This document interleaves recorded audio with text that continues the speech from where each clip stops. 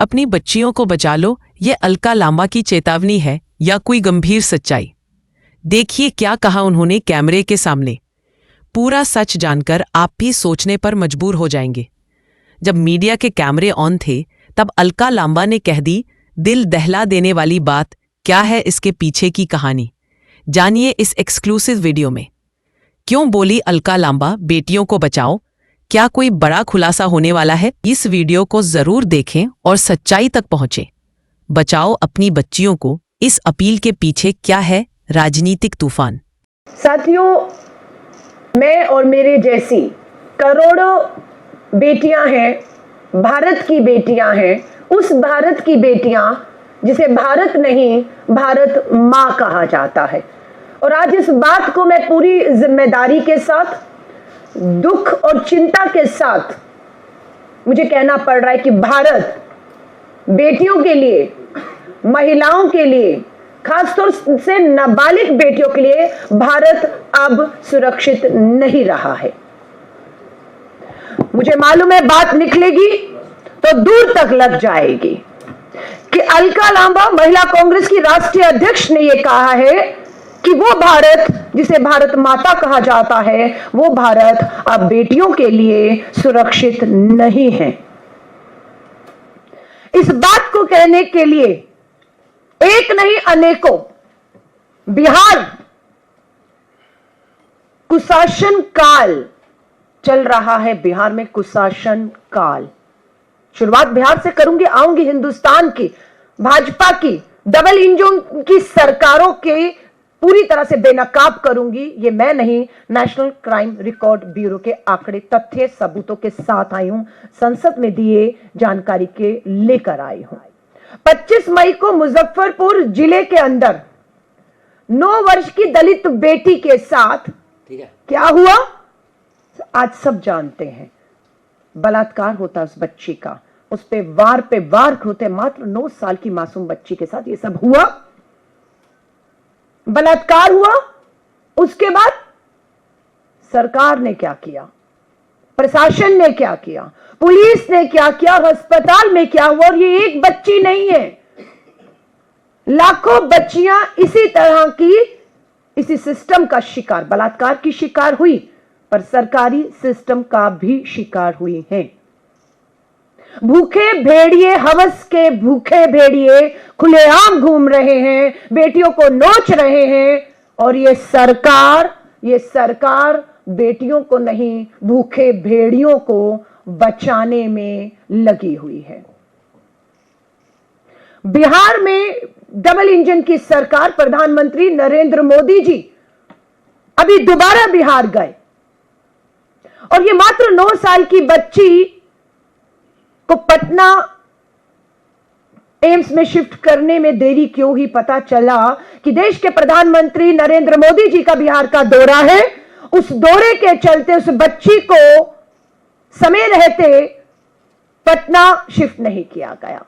इंतजार किया गया कि प्रधानमंत्री जी आ जाएं, प्रधानमंत्री जी चले जाएं, उसके बाद उस बच्ची को वहां पर शिफ्ट किया जाएगा। और शिफ्ट भी क्या, 4 घंटे वो नाबालिग बलात्कार की पीड़ित घायल बच्ची एम्बुलेंस में इंतजार करती रही। और उसका इंतजार जब तक खत्म होता, वो अपनी सांसें खत्म कर चुकी थी, वो बच्ची ने कल दम तोड़ दिया। और ये एक घटना नहीं है, मात्र 15 दिनों के अंदर, मात्र 15 दिन, 2 हफ्ते के अंदर मुजफ्फरपुर में 5वीं कक्षा की छात्रा के साथ बलात्कार और हत्या की कोशिश। बच्ची के शरीर पर 20 से अधिक चाकुओं के निशान पाए गए। छपरा में स्कूल से लौटते वक्त एक छात्रा का अपहरण करके सामूहिक बलात्कार करके उसकी भी हत्या कर दी गई। सीतामढ़ी में भी नाबालिग बच्ची के साथ सामूहिक बलात्कार। बेतिया पश्चिम चंपारण में 2.5 साल, क्या उम्र है, 2.5 साल की बच्ची के साथ बलात्कार। मुंगेर में 16 साल की नाबालिग बच्ची के साथ बलात्कार। अररिया में 11 वर्षीय बच्ची के साथ बलात्कार और बेतिया में नाबालिग के साथ सामूहिक बलात्कार के मामले। मात्र 2.5 साल की बच्ची इसमें शामिल है और इसमें 16 साल की बच्चियां, नाबालिग बच्चियां शामिल हैं। अपराध रुक क्यों नहीं रहा है? किसको रोकना है? बच्ची को जब समय पर इलाज मिलता अस्पताल में तो बच्ची की जान साथ से बच सकती थी, पर इलाज समय से नहीं मिलने का दोषी कौन है, उसे क्या सजा है? आज हम उसकी भी सजा की मांग करते हैं। बिल्कुल स्वास्थ्य मंत्री मुख्यमंत्री नीतीश कुमार जी, आपका कुशासन काल चल रहा है। जवाबदेही आपकी है, जवाबदेही आपके स्वास्थ्य मंत्री की है, जवाबदेही अस्पताल के सुप्रीडेंट की है, जवाबदेही उस पुलिस थानों की है जो इन अपराधियों में मामले तो दर्ज दबाव में करते हैं पर आगे कोई कार्रवाई नहीं करते हैं। सच्चाई लेकर आई हूं नेशनल क्राइम रिकॉर्ड ब्यूरो की, बेनकाब करूंगी। देश के प्रधानमंत्री नरेंद्र मोदी जी, आपकी सरकार के द्वारा जारी किए गए आंकड़े हैं 18,000 मामले 2022 में। 18,000 मामले नहीं है, बेटियां हैं हमारी। 8,517 हमारी मासूम बेटियां हैं, बलात्कार की शिकार हैं। ये भारत में तभी कह रही हूं सुरक्षित नहीं रहा, और ये कहते हुए मुझे फक्र नहीं शर्म आ रही है। और मुझे मालूम है मेरे भारत की छवि देश और विदेश के अंदर बेटी और महिलाओं को लेकर पर्यटन के लिए आती हैं हमारी बेटियां, हमारे देश को में लोग आते हैं, मुझे मालूम है इससे फर्क बहुत लोगों को पड़ने वाला है। लेकिन हम समाज का जो झूठा मान और सम्मान है, हाँ, कि चुप रहिए, क्या होगा उससे अगर बोलेंगे? आप बोलेंगे तो बदनामी होगी। बदनामी के डर से समाज नहीं बोलने देता, परिवार को चुप कर दिया जाता है। लेकिन आज ये आंकड़े बोल रहे हैं 18,000 बेटियों में कन्विक्ट जो है कितने हुए? 5,000 कन्विक्ट होते हैं। छोड़े कितने गए 22 में? 12,000 लोग छोड़ दिए गए, बरी कर दिए गए। 2021 में 11,000 ट्रायल होते हैं, कन्विक्ट 3,000 से ऊपर लोग होते हैं, बरी 7,000 से ऊपर। 2020 ट्रायल 9,000 से ऊपर, कन्विक्ट 3,000, बरी 5,000 से ऊपर। 2019 ट्रायल 16,000 मामलों में, ये बेटियां हैं, 16,000 मामलों में कन्विक्ट 4,000 होते हैं से ऊपर, बरी 10,000 से ऊपर। यानी कि जितना कन्विक्शन नहीं है उतना बरी है। कन्विक्ट होने के बाद सजा है। आजादी 1947 के बाद 2025 तक अगर आप कहेंगे बलात्कार और हत्या के बाद कितनी फांसियां हुई? मात्र 5 फांसियां हुई। आजादी से लेकर अब तक मात्र 5 फांसियां। एक धनंजय चटर्जी का मामला था धनंजय का, उसमें फांसी उसको हुई। उसके बाद निर्भया में 4 को अभी फांसी होती है, तो कुल 5 में। कानून तो कहता है कि रेप में, नाबालिग बेटियों के रेप के मामलों में जो है वो फांसी बनती है। फांसी होती क्यों नहीं, हम ये पूछ रहे हैं। राजस्थान टॉप तो यूपी दूसरे नंबर पर। देश भर में 2022 में रेप के 31,000 से ज्यादा मामले दर्ज हुए, सबसे ज्यादा राजस्थान में। भाजपा की डबल इंजन की सरकार, नेशनल क्राइम रिकॉर्ड ब्यूरो कहता है नंबर 1 पर भाजपा की डबल इंजन की सरकार राजस्थान खड़ी है। नंबर 2 पर भाजपा की डबल इंजन की सरकार उत्तर प्रदेश खड़ी है, बेटियों के साथ बलात्कार, हत्या, जघन्य अपराधों में। मध्य प्रदेश भाजपा की डबल इंजन की सरकार 3रे नंबर पे। महाराष्ट्र भाजपा की डबल इंजन की सरकार 4थे नंबर पे खड़ी है। भाजपा की डबल इंजन की सरकार हरियाणा में 5वें नंबर पे खड़ी है। और भाजपा की उड़ीसा में सरकार, नेशनल क्राइम रिकॉर्ड ब्यूरो कहता है महिलाओं के साथ जघन्य अपराध में टॉप 6 राज्यों में आपके भाजपा की डबल इंजन की सरकारें खड़ी हुई हैं। सख्त कानूनों के बाद सजाएं नहीं है। पूरा सिस्टम पूरी तरह से फेल हो चुका है इस देश का। यह चेतावनी है, यह देश की बेटियों को भी मैं कहूंगी, यह चेतावनी, यह अलर्ट है, क्योंकि देश की सरकार ने पूरी तरह से हथियार डाल दिए हैं अपराधियों के सामने उन्हें बचाने के लिए। प्रज्वल रेवन्ना, प्रधानमंत्री नरेंद्र मोदी जी वोट मांगे थे इसके लिए आपने। कर्नाटक में हमारी सरकार है, मात्र इसी वजह से ये आदमी आज जो आपका चहेता था, जिसके लिए वोट मांगे थे, आज हमारी सरकार ना होती तो प्रज्वल रेवन्ना भी आजाद घूम रहा होता। मुजफ्फरपुर की बेटी की बात है, 2018 में मुजफ्फरपुर में ही बालिका गृह कांड हुआ था। बालिका गृह कांड आपको याद होगा, बिहार के मुजफ्फरपुर में 2018 का मामला। 18 से अभी तक चला, 2000 अभी पता लगता है कि 2025 इसी साल के जनवरी में सबको बरी कर दिया गया है। और उसको सजा क्या मिली थी? इनको उम्र कैद की सजा मिली थी, मिलनी फांसी थी। लेकिन बिहार की डबल इंजन की सरकार का मन पसीजता है और फांसी नहीं, उम्र कैद। और आज पता लगता है उम्र कैद की सजा मुजफ्फरपुर में ये जिसका मुख्य आरोपी ब्रिजेश ठाकुर था, उसे और 10 आरोपियों को बरी कर दिया गया है। बरी क्यों किया गया? पता लगता है कि पुलिस ने सबूतों को जुटाने में, सबूतों को कोर्ट में पेश करने में कोताही बरती, जिसका फायदा अपराधियों को मिला। और ये 10 के 10 मुजफ्फरपुर बालिका गृह कांड के दोषी जो हैं, जिन्हें उम्र कैद की सजा हुई थी, वो बाइज्जत बरी कर दिए गए। और ऐसा नहीं कि बलात्कार नहीं हुआ था उस कांड में, जहां पर बेटियां अपने आप को सबसे ज्यादा, क्योंकि सरकारी घर था, वो सरकार के अधीन थे, वो बालिका सुधार गृह, वहां पर ये होता है। और ब्रजेश ठाकुर जो है अपने सभी लोगों के साथ आज उन्हें भाजपा जाएगी, लड्डू खिलाए, हार डाले, क्योंकि यही इनका काम है। और ये मैं फिर भारत में कह रही हूं, जिम्मेदारी के साथ कह रही हूं, हमारी राष्ट्रीय महिला आयोग और प्रदेश महिला आयोग भाजपा की सिर्फ कठपुतलियां बनकर रह गई हैं। ये भी एक बड़ा कारण है। वन स्टॉप सेंटर्स के नाम पर बहुत कुछ बड़े बड़े दावे हुए थे, आज वो पूरा बिहार हो या देश में वो वन स्टॉप सेंटर देखने को नहीं मिलते हैं। ये बेहद चिंता का विषय हो चुका है। मैं बार बार कह रही हूं और पूरी जिम्मेदारी को लेकर कहती हूं कि भारत, जिसे भारत मां कहा जाता है, उस भारत में बेटियां अब सुरक्षित नहीं रही हैं। मुझे मालूम है आज मैं यहां से जो बात कर रही हूं, या अमेरिका के राष्ट्रपति कुछ अभी बात करेंगे तो पूरा देश और विश्व लाइव सुनता है, हमें भी लाइव सुन रहे होंगे। इसलिए शायद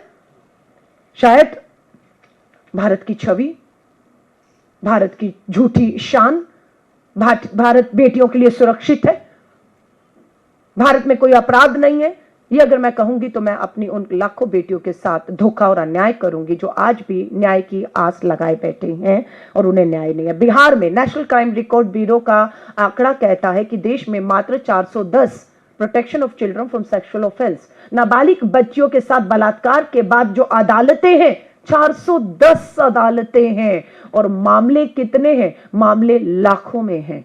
और बिहार में पता लगता है कि अगर उन मामलों की सुनवाई भी शुरू करें फास्ट ट्रैक कोर्ट में, पोक्सो अदालतों में, 28 साल लगेंगे उस बेटी को न्याय दिलाने में। 28 साल। दिल्ली में 27 साल लगेंगे, जो दिल्ली की फास्ट ट्रैक और पोक्सो हमारी अदालतों में केस चल रहे हैं। ये मैं नहीं, नेशनल क्राइम रिकॉर्ड ब्यूरो कहता है कि जिस तरह की सुविधाएं हैं, जिस तरह की ट्रायल है, जिस तरह की जो है हमारी सिस्टम व्यवस्था है, 27 साल। उत्तर प्रदेश में नाबालिग बेटी को बलात्कार और हत्या के बाद उसके परिवार को न्याय के लिए 22 साल लगेंगे। पश्चिम बंगाल में 25 साल लगेंगे और अरुणाचल प्रदेश छोटे जैसे राज्य में भी 30-30 साल लगेंगे। ये मजाक नहीं है। फास्ट ट्रैक कोर्ट के नाम पर हमारे पास मात्र आज भी 755 फास्ट ट्रैक स्पेशल कोर्ट्स हैं। ये स्पेशल कोर्ट्स महिलाओं के लिए बनाई गई, बलात्कार, जघन्य अपराधों में हत्या के लिए बनाई गई हैं। और ये सच्चाई आज देश को शर्मसार करने वाली है। प्रोटेक्शन ऑफ चिल्ड्रन में आज की डेट में अभी के आंकड़े 2,43,000 मामले पेंडिंग है।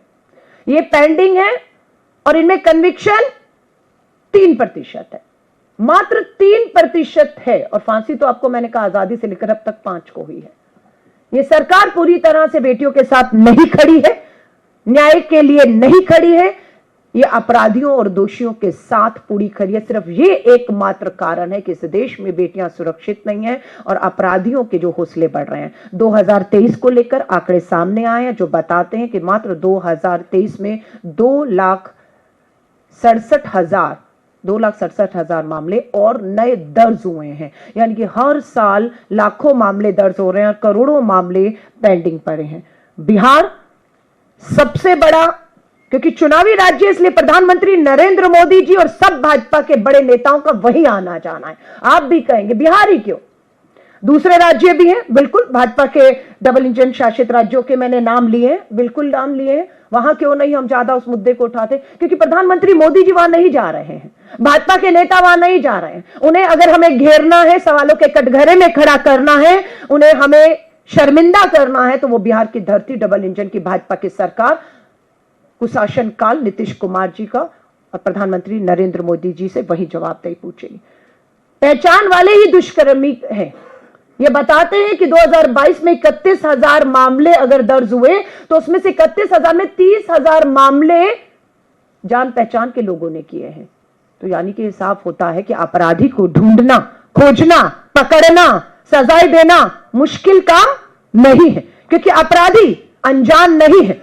अपराधी छुपा नहीं हुआ, अपराधी उसी समाज, उसी घर, उसी परिवार में रहता है, उसी सिस्टम में रहता है, और वो पूरा समाज, सरकार, सिस्टम उसे बचाने में लगता है। परिवार का कोई सदस्य अगर हम मामले करते हैं तो उसमें आप देखिए, दोस्त जान पहचान वाले 14,000 हैं, पारिवारिक दोस्त और पड़ोसी 13,000 के मामले 31 में, और परिवार के ही सदस्य 2,000 हैं।